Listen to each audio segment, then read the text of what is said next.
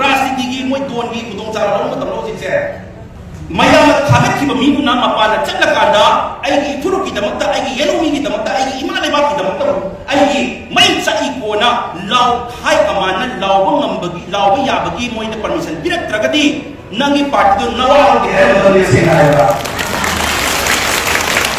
अदुगी गस को ले होती है Andy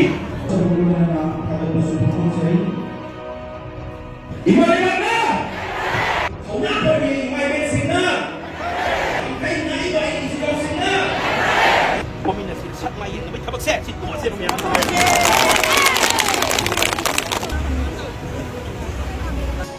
Ini cara hela suhu ni cara hela suhu tu kecil tu pun lagi.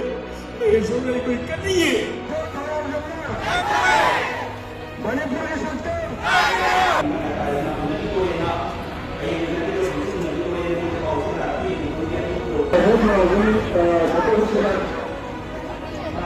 Itu